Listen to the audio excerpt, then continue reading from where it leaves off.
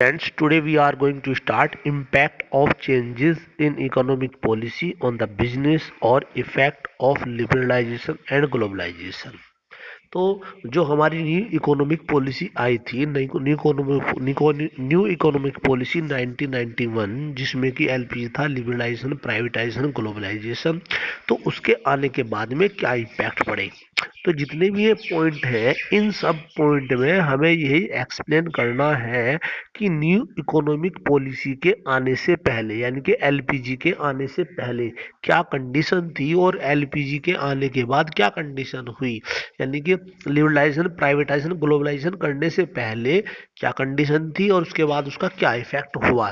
ठीक है, तो यही है इसमें। तो सबसे पहले इसमें हेडिंग है आपका इंक्रीजिंग कंपटीशन। ठीक है, तो यानी कि जो है कंपटीशन बढ़ गया। तो न्यू इकोनॉमिक पॉलिसी से पहले कंपटीशन इतना नहीं था और न्यू इकोनॉमिक पॉलिसी आने के बाद कंपटीशन बढ़ गया। तो देखते हैं इसमें, after the new economic policy Indian companies had to face all round competition which means competition from the internal market and the competition from the MNCs. तो न्यू इकोनॉमिक पॉलिसी आने के बाद में जो इंडियन कंपनी थी उन्हें बहुत सारा कंपटीशन फेस करना पड़ा। उनका कंपटीशन इंटरनेट होकर इंटरनेशनल हो गया और मल्टीनेशनल कंपनी से उनका कंपटीशन हो गया, यानी कंपटीशन उनका बढ़ गया। पहले केवल उनका कंपटीशन जो है इंडियन कंपनी था, मल्टीनेशनल कंपनी से भी उनका कंपटीशन हो गया। The company which could adopt latest technology which were having large number of resources could only survive and face the competition।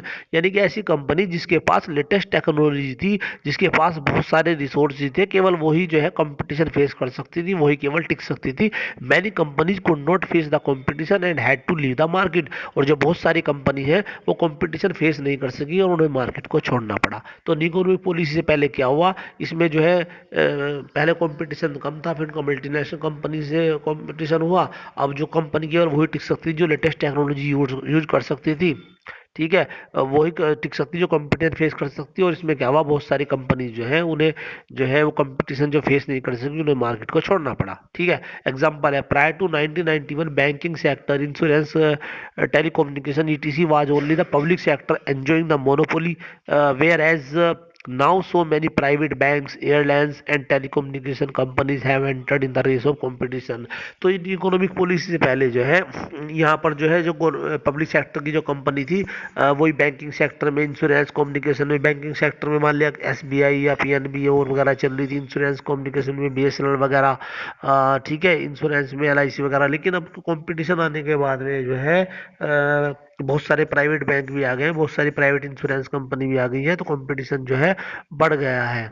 ठीक है, नेक्स्ट है, नेक्स्ट पॉइंट है more demanding customer. More demanding customer का मतलब है अधिक डिमांड करने वाले कस्टमर्स। ठीक है, तो prior to new economic policy there were few industries और प्रोडक्शन यूनिट्स। मतलब न्यू इकोनॉमिक पॉलिसी से पहले बहुत ही कम इंडस्ट्री थी, प्रोडक्ट यूनिट्स भी बहुत ही कम थे। As a result there was shortage of product in every sector. Because of this shortage, the market was producer oriented.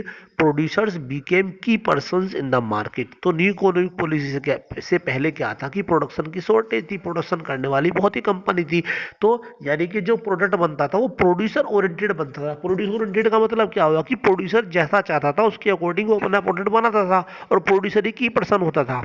ठीक है, लेकिन न्यू इकोनॉमिक पॉलिसी होने के बाद में क्या हुआ, but after new economic policy many more person businessman join the production line and various foreign companies also establish their product units in India. As a result there were surplus of product in every sector. The shift from shortage of surplus brought under shift in the market, the producer market to buyer market.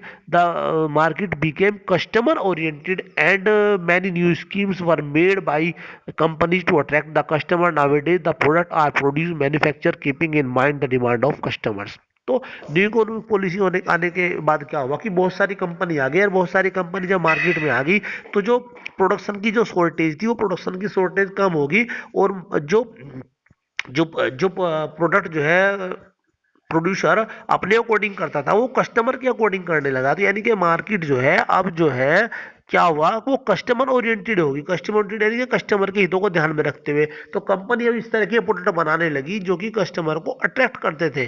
ठीक है, तो ये change हुआ, तो more demanding customer यानी कि customer ज़्यादा demand करने वाले हो गए, और इससे पहले जैसा कंपनी ने बना दिया ऐसा ही कस्टमर को लेना पड़ता था। ठीक है, अब नेक्स्ट पॉइंट आपका रैपिडली चेंज टेक्नोलॉजिकल एनवायरनमेंट। ठीक है, तो बिफोर और prior to new economic policy there were a small internal competition only, पहले केवल केवल जो स्मॉल छोटा ही थोड़ा ही कंपटीशन था, but after the new economic policy the world class competition started and to stand this global competition the company need to adopt the world class technology to adopt and implement the world class technology invest in research and development department has to increase. मतलब new economic policy से पहले जो है competition कम था, तो जो है company जिस तरह का प्रोडक्ट बना लिया वही लेना पड़ता था, लेकिन अब जो है बहुत जल्दी टेक्नोलॉजिकल में चेंज होता है।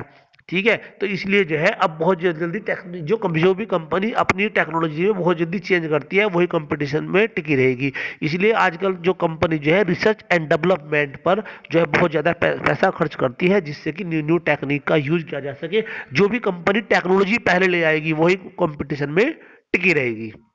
ठीक है, अब जैसे मोबाइल है, मोबाइल में जो है जो भी कंपनी नई नई टेक्नोलॉजी अपग्रेड करती है तो वही कंपटीशन में टिकी रहती है। पहले नोकिया कंपनी थी, नोकिया ने क्या करा, नोकिया कंपनी ने अपने जो टेक्नोलॉजी को प्रेजेंट रिक्वायरमेंट के अकॉर्डिंग चेंज नहीं किया, इसलिए आज नोकिया काफ़ी पीछे चली गई है। ठीक है, नेक्स्ट है नेसेसिटी फॉर चेंज।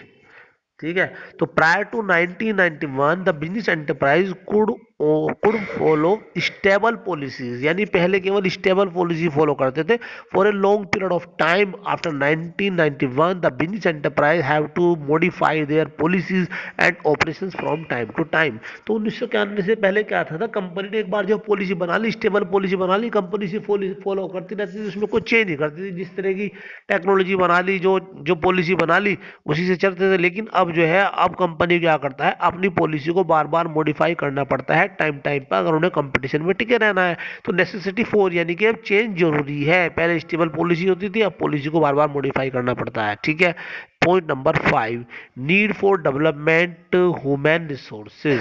ठीक है, तो before 1991 Indian companies were manage by inadequately trained personals. New market conditions require people with higher competence, skill and training. Hence Indian companies felt the need to develop their human skills. तो पहले क्या होता था 1991 से पहले, जिस तरह के एम्प्लॉय एक बार ट्रेन कर रख लिए बस उन्हीं से काम चलाते रहते थे, लेकिन अब जब बार बार टेक्नोलॉजी चेंज होती रहती है तो उसी के अकॉर्डिंग जो हमारे जो एम्प्लॉयज है, जो हमारे हैं, उनको एम्प्लॉयज को भी हमें बार बार जो है उनको ट्रेन करना पड़ता है। तो इसलिए जो है बार बार जो है ह्यूमन रिसोर्सेज के डेवलपमेंट की भी नीड होती है, क्योंकि जो भी टेक्नोलॉजी चेंज होगी इस टेक्नोलॉजी के अकॉर्डिंग हमें अपने स्टाफ को भी चेंज करना होगा। ठीक है, नेक्स्ट है मार्केट ओरिएंटेशन। मार्केट ओरिएंटेशन में क्या है, earlier firms were following selling concept, produce first and then go to market, but now companies follow marketing concept, planning production on the basis of market research need and want of customer. तो पहले क्या आता था, पहले selling concept चल रहा, selling concept में क्या था कि जिस तरह के प्रोडक्ट बना लिया बस सेल हो जाएगा, लेकिन अब चेंज हो गया, अब जो है सेलिंग कंसेप्ट से चेंज हो गया, मार्केटिंग कंसेप्ट हो गई। ये तो पहले प्लानिंग करनी पड़ेगी, पहले हमें देखना पड़ेगा कि कस्टमर की नीड और वांट क्या है, कस्टमर क्या चाहता है। ठीक है, तो कस्टमर की रिक्वायरमेंट के अकॉर्डिंग हम प्रोडक्ट बनाएंगे तभी हमारा प्रोडक्ट सेल होगा। तो मार्केट ओरिएंटेशन अब हो गया, सेलिंग कंसेप्ट को छोड़ के मार्केटिंग कंसेप्ट हो गया, सारी सारी कंपनी अब जो है मार्केटिंग कंसेप्ट को ही फॉलो करती है। अब पॉइंट नंबर 7 है आपका loss of budgetary support to public sector.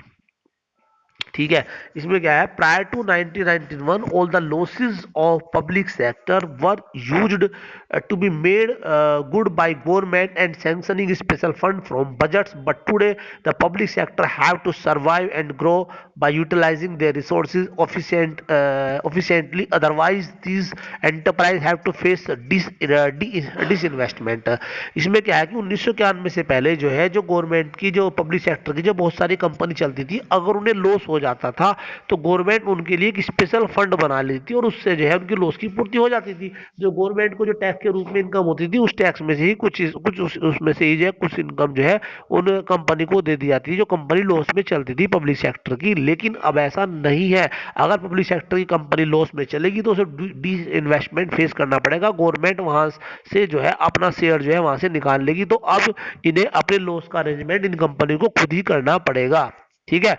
On the whole policies of liberalisation globalisation privatisation have brought positive impact on Indian companies and industry. अब जो इंडियन कंपनीज पर बड़ा पॉजिटिव इम्पैक्ट हुआ है, they have become more customer focus. अब वे जो है customer पर ज्यादा फोकस करने लगे, have started giving importance to customer satisfaction. अब उन्होंने कस्टमर सेटिस्फेक्शन को इंपोर्टेंस देना शुरू कर दिया है। आप देखते हैं कि जो है जो पब्लिक सेक्टर के जो बैंक है उन बैंक में भी कस्टमर को ध्यान में दिया जाता है। नहीं तो पहले जो बैंक थे वो जो है जब प्राइवेट बैंक नहीं थे तो कस्टमर पर ज्यादा ध्यान नहीं देते थे और कस्टमर की बात नहीं सुनते थे। लेकिन अब जो है बैंकों ने अपनी पॉलिसी को चेंज किया है। ठीक है। नेक्स्ट है export a matter of survival. ठीक है।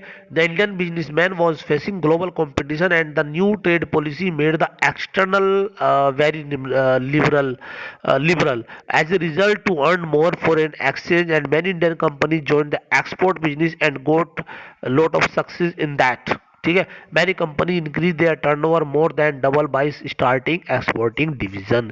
इसका मीन्स ये है कि एक्सपोर्ट मेट्रो सर्वाइवल का मतलब है कि पहले जब कंपटीशन नहीं था इकोनॉमिक पॉलिसी से पहले इंटरनल कंपटीशन था तो यानी कि जो कंपनी की जो सेल थी वो केवल अपनी अपनी कंट्री के अंदर थी। लेकिन अब कंपनी दूसरी कंट्री में भी जाके सेल कर सकती है। तो इसका बेनिफिट ये है कि उनका जो टर्नओवर है वो पहले से बहुत ज्यादा बढ़ गया है। पहले सपोज करो इंडिया की कंपनी केवल इंडिया में गुड सेल कर रही है, लेकिन अब वो जो है दूसरी कंट्री में भी अपना सेल कर सकती है तो उससे उसकी सेल बढ़ गई है। और यहाँ पर बहुत सारी कंपनी है जिन्होंने विदेश में भी अपना काफी अच्छा नाम है उनका, जैसे कि रिलायंस कंपनी है, वीडियोकॉन है, MRFC टायर्स है आदि। ऐसी बहुत सारी कंपनी है जिनका जो है एक्सपोर्ट मार्केट में अच्छी पकड़ है। ठीक है। तो ये पॉइंट हुए आपके सारे के सारे पॉइंट। ठीक है। ये सारे के सारे पॉइंट जो है न्यू इकोनॉमिक पॉलिसी के हुए।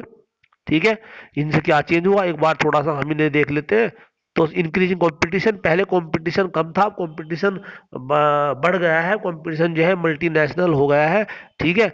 और इससे क्या हुआ कि जो बहुत सारी जो पब्लिक सेक्टर की कंपनी थी उनकी मोनोपोली अब नहीं चलती है, वो जो है वो भी अब थोड़ा कस्टमर पर ध्यान देने लगी है। उसके बाद है more demanding customers. New economic policy से पहले जो इंडस्ट्री थी जो बनाती थी प्रोडक्ट वो प्रोड्यूसर ओरिएंटेड था, यानी कि अपने अकॉर्डिंग बना लिया। उस टाइम पर प्रोड्यूसर कम थे लेकिन अब प्रोड्यूसर ज़्यादा बढ़ गए हैं। तो अब जो प्रोडक्ट है वो कस्टमर ओरिएंटेड है, कस्टमर को ध्यान में रखते हुए बनाती है। ठीक है। नेक्स्ट है रैपिडली चेंजिंग टेक्नोलॉजी का एनवायरनमेंट। इसमें क्या आता है, पहले टेक्नोलॉजी में बहुत ही कम चेंज होता है लेकिन अब जो है कंपटीशन बढ़ गया है तो टेक्नोलॉजी में बहुत जल्दी चेंज करना पड़ता है। इसलिए अब कंपनी को रिसर्च एंड डेवलपमेंट में भी काफी पैसा खर्च करना पड़ता है। नेसेसिटी फॉर चेंज, पहले कंपनी स्टेबल पॉलिसी बनाती, जिस तरह की पॉलिसी बनाई वही लॉन्ग टाइम तक चलती रहती थी, लेकिन अब उन्हें बार बार अपनी पॉलिसी को मॉडिफाई करना पड़ता है। Need for development human resources, पहले क्या था कि जिस तरह के एम्प्लॉयज एक बार रख लिए उनसे वर्क चलाते रहते थे, लेकिन अब बार बार जब टेक्नोलॉजिकल चेंज हो रही है तो एम्प्लॉयज को भी जो है बार बार जो है उनको ट्रेनिंग की रिक्वायरमेंट होती है। ठीक है।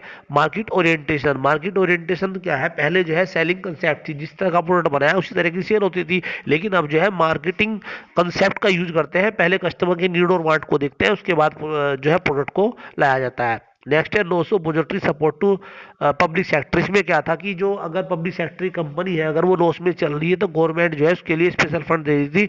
लेकिन अब न्यू इकोनॉमिक पॉलिसी के बाद में अब इन पब्लिक सेक्टर की कंपनी को अपना अरेंजमेंट खुद करना होता है, नहीं तो उनको डी इन्वेस्टमेंट को फेस करना पड़ सकता है। तो अब वे जो है अब वो कस्टमर सेटिस्फेक्शन की इंपॉर्टेंस को ज़्यादा ध्यान देने लगी है।